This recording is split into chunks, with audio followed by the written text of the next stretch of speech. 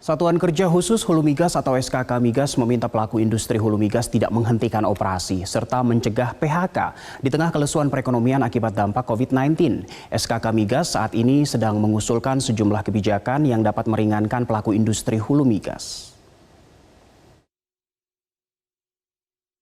Meluasnya penyebaran COVID-19 ikut mempengaruhi keberlangsungan industri hulu migas dalam negeri.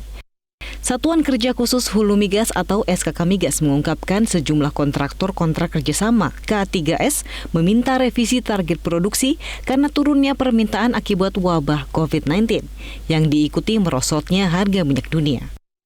Namun SKK Migas terus mendorong K3S tetap beroperasi dengan tidak menunda rencana pengembangan dan mencegah terjadinya pemutusan hubungan kerja atau PHK. Efek ganda perekonomian dipastikan tetap terjaga jika kegiatan hulu migas tetap beroperasi di tengah kelesuan harga minyak dunia. Hingga triwulan 1 2020, produksi siap jual atau lifting minyak mencapai 701.600 barel per hari atau di bawah target APBN 2020 sebesar 755.000 barel per hari. Sedangkan lifting gas bumi sebesar 5.866 juta standar kaki kubik per hari atau di bawah target APBN 2020 sebanyak 6.670 juta standar kaki kubik per hari. SKK Migas juga memberikan surat apresiasi terhadap K3S yang berhasil mencapai target di tahun kerja 2019 dan triwulan 1 2020.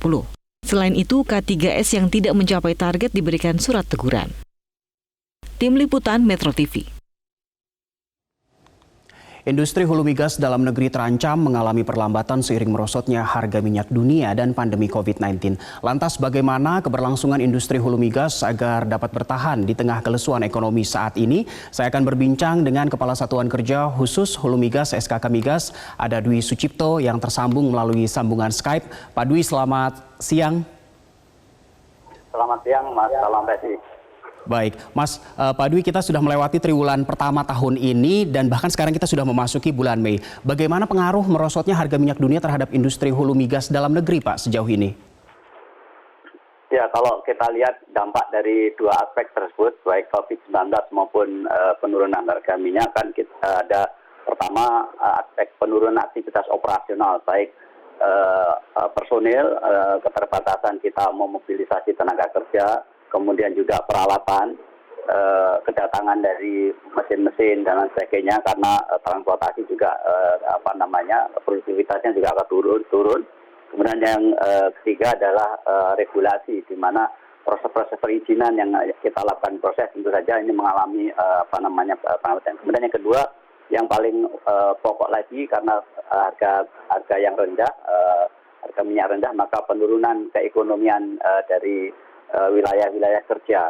Kemudian tentu saja dari situ akhirnya berdampak pada penurunan outlook dari produksi maupun lifting yang mungkin akan terjadi.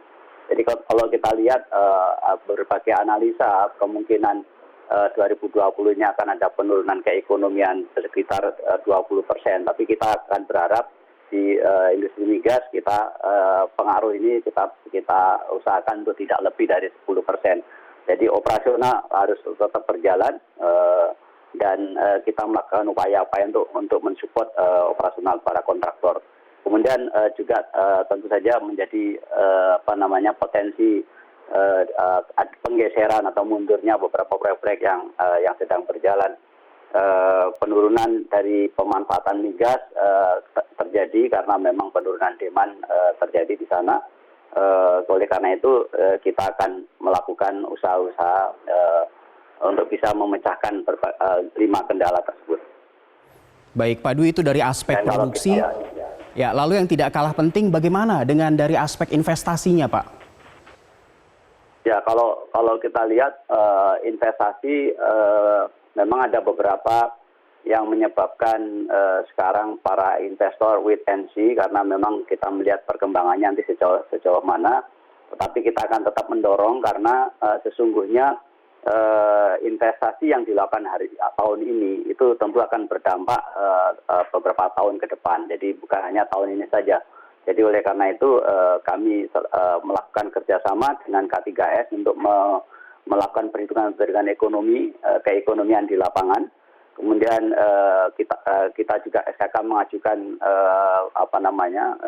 permintaan kepada stakeholder, pemerintah daerah, kementerian dan sebagainya untuk pengecualian mobilisasi dari kegiatan hulu migas. Kemudian kita juga menyampaikan usulan untuk stimulus kepada KTKS, kepada pemerintah untuk bisa mensupport, membantu kesulitan-kesulitan yang sekarang sedang dihadapi. Kemudian dalam rangka meningkatkan efisiensi karena harga jual yang rendah, tentu saja seluruh KTKS kami serukan untuk melakukan renegosiasi terhadap kegiatan-kegiatan jasa sehingga kita harapkan efisiensi bisa kita tingkatkan untuk menekan biaya-biaya yang ada sehingga keekonomian bisa kita harapkan bisa tertolong dari situ. Kemudian juga utilisasi tangki-tangki yang ada untuk melakukan penyimpanan agar kegiatan permintaan yang menurun ini masih bisa kita antisipasi. Baik, Pak Dwi, tadi Anda mengatakan bahwa dampak dari COVID-19 ini tidak hanya akan kita rasakan tahun ini, tapi juga di tahun-tahun mendatang. Lalu apakah Indonesia akan kehilangan pendapatan negara akibat turunnya harga minyak dunia ini, Pak, soal potential loss? Ya, jadi kalau untuk tahun 2020 kita ada 3 hal yang akan menyebabkan penurunan pendapatan negara. Pertama dari harga minyak yang lebih rendah.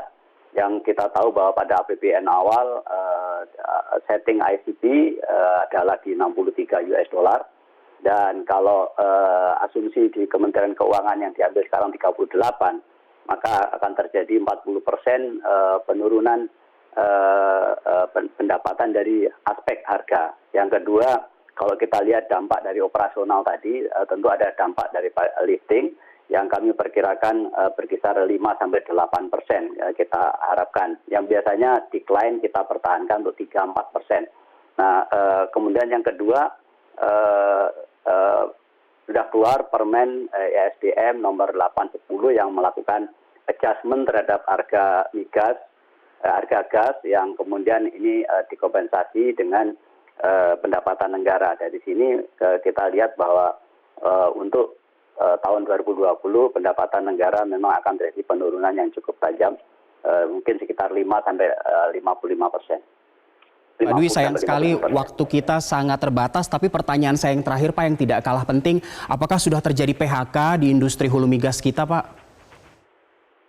Sejauh ini belum ada.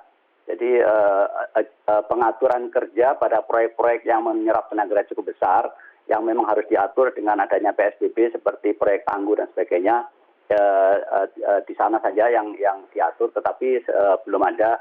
Di hulu sejauh ini belum ada PHK diajukan oleh KTKS.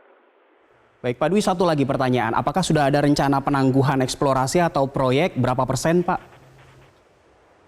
Ada beberapa yang sudah mengajukan, tetapi kita tetap saat ini mengajak mereka untuk berdiskusi, untuk membahasnya, termasuk potensi untuk adjustment insentif. Jadi misalnya depresiasi yang dipercepat atau perubahan split yang mungkin perlu kita ajukan, dan DMO maupun saat ini untuk stimulus kita sedang mengajukan termasuk penundaan pencadangan ASR, kemudian tax holiday dan beberapa pembebasan untuk penggunaan barang-barang milik negara maupun pajak-pajak dari LNG. Saya kira ada 7 program stimulus yang kita ajukan dan mudah-mudahan itu bisa membantu investor di hulu migas untuk terus melaksanakan kegiatan investasi di Indonesia. Baik, Kepala Satuan Kerja Khusus Hulu Migas SKK Migas Dwi Sucipto, terima kasih atas waktu Anda.